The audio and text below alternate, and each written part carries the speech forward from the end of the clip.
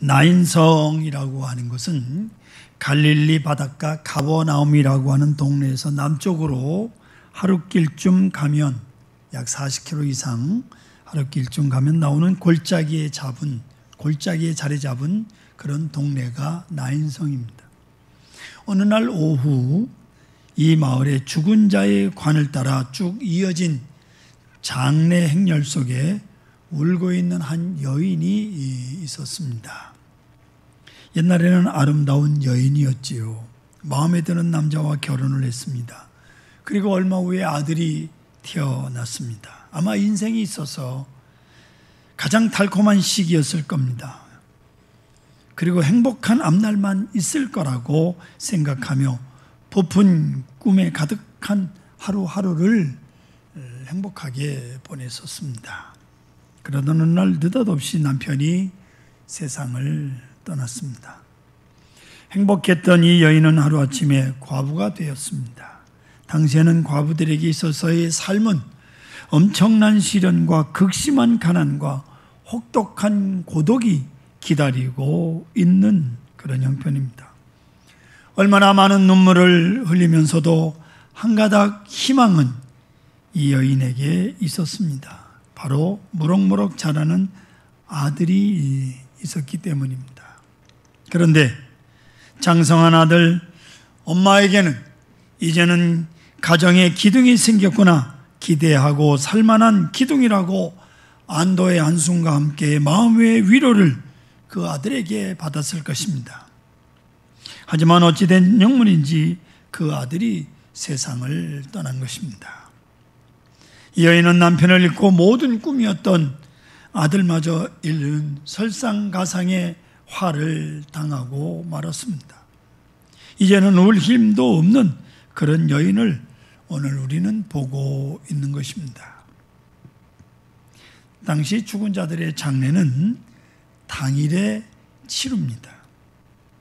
대략 오후 5시, 6시쯤 되면 죽은 자가 누워있는 관을 메고 집에서 나갑니다. 장례 행렬 맨 앞에는요, 앞쪽에는 여자들을 세웁니다. 우리나라는 기독교식으로 말하면 목사가 서고 그리고 고인의 사진을 손자나 누가 들고 그리고 관이 뒤따라오고 그리고 가족들이 따라오는데 유대인들은 관 앞에 여자들을 세웁니다. 이유는 이 세상에서 죽음이 들어온 이유는 여자가 먼저 하나님의 명령을 어기고 죄를 범했기 때문이다라는 것을 보여주기 위해서 죽음이 여자 때문에 왔다. 그래서 여자를 앞세웁니다. 남자들은 관을 메고 그 뒤를 따르고요. 또 그 뒤에는 돈을 주고 불러온 호곡꾼들, 우는 사람들이 피리를 불면서 곡하면서 뒤에 따라옵니다. 장지라고 해봐야 동네에서 한 20-30분 떨어지면 도달할 수 있는 거의 동네 바로 옆에 붙어 있습니다. 이제 청년의 장례 행렬이 동네를 지나 성문 밖으로 빠져나가고 있습니다. 이때 예수님께서 많은 무리를 이끌고 나인성을 향해 걸어오고 있었습니다. 예수님께서 성에 가까이 이르렀을 때 마침 장례 행렬이 성문을 빠져나오고 있는 것입니다. 생명의 주여, 하나님의 아들이 많은 무리를 이끌고 나인성을 향해 오고 있습니다. 반대편에서는 죽음의 사신인 사탄이 죽음의 행렬을 이끄는, 사탄이 이끄는 죽음의 행렬이 다가오고 있습니다. 생명과 죽음의 만남입니다. 예수님은 이런 상황에서 어떻게 하셔야 될 것 같습니까? 생명의 주인이신 예수님, 죽음을 정복하기 위해서 이 세상에 오신 구세주 예수님이 과연 이 순간을 어떻게 하셨을까요? 이때 예수님은 정면 대결을 택하십니다. 예수님의 시선은 관 뒤에 따라온 슬피 우는 과부에게 머물렀습니다. 그렇습니다. 세상에 많은 사람들이 있지만 예수님은 울고 있는 과부를 주목하셨습니다. 하셨다고 하는 것은 이 세상에서 슬픔을 당한 자들, 고통을 당하는 자들, 세상에서 버림받은 자, 실패한 자, 병든 자들에게 관심의 시선을 보내고 있다라고 하는 사실을 우리에게 보여주고 있는 것입니다. 사복음서를 살펴보면 예수님께서 보셨다라고 하는 말씀이 약 40번 정도 나옵니다. 40번. 그때마다 주님의 눈길이 머무는 곳에는 인생의 무거운 짐을 지고 고통당하는 사람들이 있었습니다. 그런 사람들의 주님의 눈길이 머물렀어요. 늘 그랬듯이 예수님 먼저 이 과부를 보셨습니다. 그리고 불쌍히 여기셨습니다. 예수님은 인생의 고통을 안고 씨름하는 자에 민감하셨다고 하는 것입니다. 불쌍히 여기신 거죠. 예수님은 그들의 아픔에 동참했고 그 아픔을 예수님 그대로 느끼고 계시는 겁니다. 이 여인이 얼마나 자기 신세를 한탄하고 있을까? 예수는 굳이 설명을 듣지 않아도 과부의 처지를 다 알고 계셨고 과부의 괴로움과 아픔에 자기 마음을 내주셨습니다. 이것이 국률이 주님의 국률입니다. 주님의 자비올시다. 울고 있는 과부를 향해서 주님이 말씀합니다. 오늘 성경 보십시오. 울지 마라. 울지 말라고 주님 말씀합니다. 예수님의 위로는 빈말이 아닙니다. 실상 우리는 슬픔을 당한 가정에 가서 어쩔 수 없이 위로하는 말이 울지 말라고 위로를 하죠. 근데 우리가 뭘 해줄 수도 없어요. 그냥 울지 말라고 빈말로 위로하는 거지. 하지만 예수님은 빈말이 아닙니다. 예수님은 분명히 과부의 눈에서 흐르는 눈물을 씻겨주시겠다고 약속을 하십니다. 예수님은 이 여인에게 말씀하고 계십니다. 울지 마라. 너희 장래에 소망이 있을 것이다 라고 말이죠. 구약성경 예레미야 31장 16절로 17절 앞에 보십시오. 여호와께서 이와 같이 말씀하시니라. 내 울음소리와 내 눈물을 멈추어라. 내일의 삭슬 받을 것인즉 그들이 그의 대적의 땅에서 돌아오리라. 여호와의 말씀이니라. 너희 장래에 소망이 있을 것이라. 너희 장래에 소망이 있을 것이라고 말씀하고 있습니다. 사랑하는 성도 여러분, 이에 예수님께서 청년에 관해 손을 대시고 이제 명령하십니다. 청년아, 내가 네게 말하노니 일어나라. 할렐루야. 청년아, 내가 네게 말하노니 일어나라. 그러자 죽었던 청년이 관 속에서 일어나 앉습니다. 예수님은 그 청년을 그의 어머니에게로 이끄십니다. 예수님은 과부의 눈물이 변하여 기쁨이 되게 하셨고 슬픔이 변하여 춤이 되게 하셨습니다. 예수님은 슬픔의 근원을 해결해 주심으로 그녀를 위로해 주신 것입니다. 오늘 본문의 내용은 참으로 아름다운 사건입니다. 예수님이 이 사건을 통해서 우리에게 보여주시고자 하는 것이 분명히 있습니다. 우리들 중에 남편을 먼저 하늘나라 보내고 자녀를 잃고 비탄에 빠진 분들이 계십니다.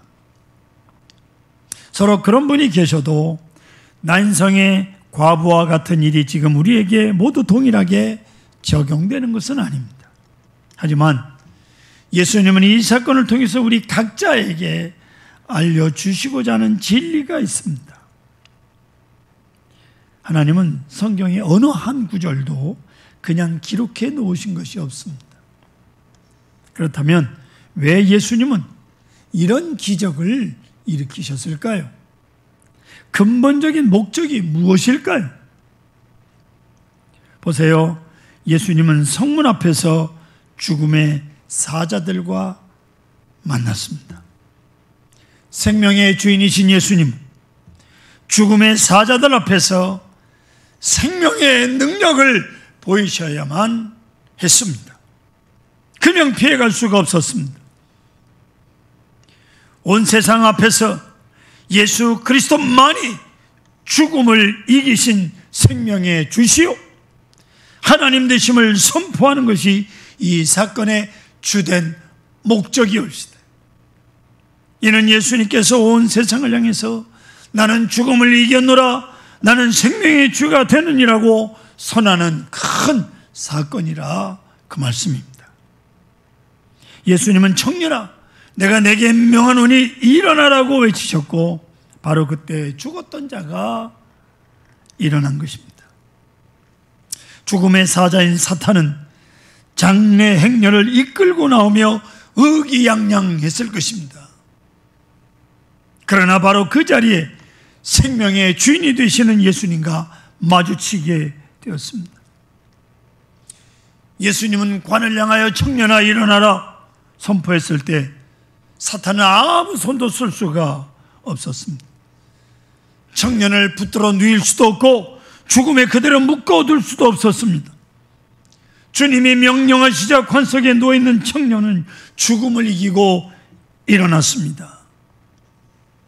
사탄은 결국 항복할 수밖에 없었습니다. 로마서 14장 9절의 선포입니다. 이를 위하여 그리스도께서 죽었다가 다시 살아나셨으니 곧 죽은 자와 산 자의 주가 되려 하심이라. 할렐루야. 아멘. 또 예수님은 친히 요한복음 11장 25절로 26절에 말씀하시기를 나는 부활이요 생명이니 나를 믿는 자는 죽어도 살겠고 무릇 살아서 나를 믿는 자는 영원히 죽지 아니하리니 이것을 내가 믿느냐라고 분명히 말씀하고 계십니다. 그러므로 예수를 믿는 우리에게 사실상 죽음이란 존재하지 않습니다. 아멘. 육신의 죽음은 영원한 생명으로 옮기기 위한 하나의 과정에 지나지 않는 거예요. 요단강을 건너는 과정이 죽음이라 그 말이에요. 이것이 바로 믿는 자들에게 있어서 육신의 죽음이에요. 그냥 요단강을 건너서 하나님을 만나러 가는 거예요. 그렇습니다. 믿는 자에게 있어 진정한 죽음은 이미 떠나갔습니다. 십자가에서 부활하신 예수 그리스도께서 죽음을 정복하셨기 때문입니다. 아멘. 그래서 고린도전서 15장 22절에 보시면 아담 안에서 모든 사람이 죽은 것 같이 그리스도 안에서 모든 사람이 삶을 얻으리라고 성경은 분명히 말씀하고 있는 거예요. 그렇기 때문에 여러분, 결국 믿음의 조상 아브라함도 지금도 살아 있습니다. 이삭도 살아 있습니다. 야곱도 살아 있는 거예요. 성경 안에 믿음으로 살다 죽은 사람들이 죽은 게 아니라 지금도 살아있는. 그러므로 우리도 예수 그리스도 안에서 영원한 삶을 사는 거예요. 이 땅에선 육신의 삶을 살고 죽음을 건너서 영원한 삶을 하나님과 더불어 살게 되는 것이옵시다. 그렇기 때문에 하나님 안에 있는 모든 사람은 산 자이지 죽은 자가 아닙니다. 믿으십니까? 아멘. 우리는 인간이기에 어쩔 수 없이 사랑하는 남편이나 자녀를 하나님 앞에 보내신 분들, 사랑하는 사람이 곁에 없다는 사실은 슬퍼할 수밖에 없는 일임에 틀림이 없습니다. 하지만 먼저 간 그들이 죽은 자가 아니란, 예수님은 죽은 자를 보고 항상 죽지 않았다고 말씀하셨습니다. 항상 잔다, 그렇게 표현하셨어요. 잔다. 실제로 그들은 영원한 생명을 받아 누리며 하나님은 품에서 지금 살고 있는 거예요. 우리 다 그곳으로 갈 것입니다. 그렇습니다. 예수 그리스도가 놀라운 생명의 주이심을 선포하는 것이 나인성 과부의 아들을 살리신 사건의 목적이에요. 성도 여러분, 죽음의 문제를 해결하지 않고서 어찌 남은 인생을 마음 놓고 살 수 있습니까? 예수 그리스도를 믿고 산자와 죽은 자의 주가 되시는 그분께 인생을 모두 맡겨야 돼. 이미 죽음을 정복하신 그분께만 영원한 생명이 있기 때문입니다. 자, 이 기적의 두 번째 교훈이 뭡니까? 난성 과부의 아들을 살리신 사건으로 예수님은 우리에게 그분의 성품 두 가지를 말씀하고 있습니다. 예수님의 성품 첫째는 예수님이 울고 있는 과부를 주목하셨다는 것이요, 두 번째는 지금도 울고 있는 저와 여러분 우리도 눈여겨보고 계시다고 하는 것입니다. 우리 중에 단 한 번도 눈물을 흘리지 않고 세상을 살아온 사람은 아무도 없습니다. 위대한 설교자 스펄전 목사님, 이런 재미있는 질문을 하고 있습니다. 하나님이 눈물을 흘리지 않는 자녀를 두신 일이 있습니까? 하고 말이죠. 하나님께서요, 죄 없는 자녀를 두신 일은 딱 한 번 있습니다. 죄 없는 자녀, 누굽니까? 그분이 예수 그리스도이십니다. 그런 예수님도 죄는 없지만 세상에 계시는 동안 몇 번 우셨습니다. 예수님도 우셨어요. 눈물이란 뭡니까? 말문이 턱 하고 막힐 때 터지는 게 눈물이에요. 말로 표현할 수 없는 어떤 벅찬 감격이나 커다란 슬픔에 쌓일 때 자연스럽게 나오는 반응이 눈물이에요. 그게 눈물입니다. 여러분, 가끔 어떤 텔레비전을 통해서 슬픈 장면을 보시면 여러분들도 모르게 눈물이 주르륵 흐르는 거 경험해 보시지 않았습니까? 이런 의미에서 눈물은 그 자체로 완벽한 언어라고 할 수 있습니다. 통역할 필요도 없어요. 설명할 필요도 없습니다. 눈물 그 자체로 완벽한 표현이 됩니다. 그렇기 때문에 울고 싶으실 때가 있으십니까? 마음껏 우세요. 울고 싶을 때. 한번 이 세상을 보십시다. 구석구석을 살펴보면 눈물 없이는 볼 수 없는 처참한 일들이 너무나도 많습니다. 내가 아무리 평안하다고 해도, 어려움이 없다고 해도, 형통한 인생을 산다고 할지라도 눈을 들어 고통당하는 내 주변, 내 이웃을 살펴보면 내 생각이 달라지는, 하나님의 아들인 예수님도 세상에 계실 때 우셨어요. 이런 세상에서 우리가 눈물 없이 살기란 참 어렵습니다. 일제강점기 하에서 우리 조상들은 예배당에 모였다 하면 울었습니다. 암담한 민족의 앞날을 생각하며 이 일제 치하가 얼마나 오래 계속될 것인가, 6.25 사변이 터져서 비참하게 하루하루를 살아가던 우리 부모님들은 그 조상들이 울던 그 예배당에 다시 모여 통곡했습니다. 설교를 듣고 은혜 받아 우는 것이 아니라 인생의 무거운 짐이 너무 괴로웠기 때문에 그 슬픔의 한을 주님께 풀어놓는 거예요. 예수님의 이름을 부르면서 울고, 찬송을 부르면서 울고, 기도하면서 울고, 서로 붙들고 울고, 그러면서 위로를 받았고, 그러면서 주님의 손길을 체험했습니다. 울면서. 그리고 그 힘을 가지고 험한 세상을 헤쳐나갔습니다. 오늘 그분들의 눈물이 이 나라 이민족을 이뤄놓은 거예요. 아십니까? 그러기에 우는 것은 부끄러운 일이 아닙니다. 주님은 우리의 눈물을 귀히 여기십니다. 우는 자를 주목하십니다. 우리 가운데 남모르게 우는 사람들 참 많을 것입니다. 반드시 기억하십시오. 여러분이 울고 있을 때 주님이 여러분을 주목하신다는 사실입니다. 구약에 나오는 히스기야 왕이 있습니다. 선지자 이사야로부터 이제 더 이상 살 수 없다는 말을 들었을 때 하나님께서 너 이제 그만 살아라 하신다.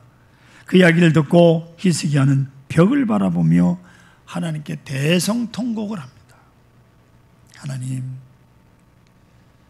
하나님을 위해서 내가 열심히 일했던 걸 기억해달라고 막 울었어요.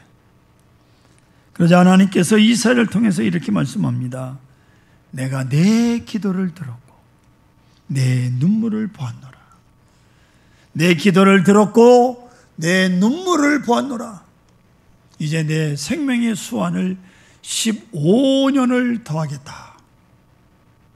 여러분, 하나님은 우리의 눈물을 눈여겨보십니다.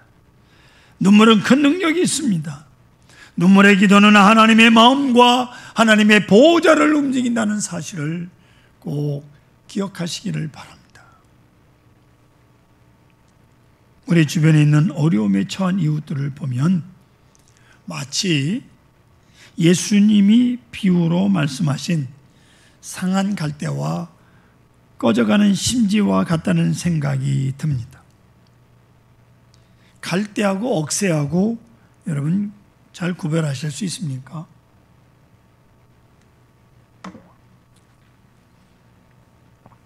한강 주변에 있는 건 억새라고 합니다.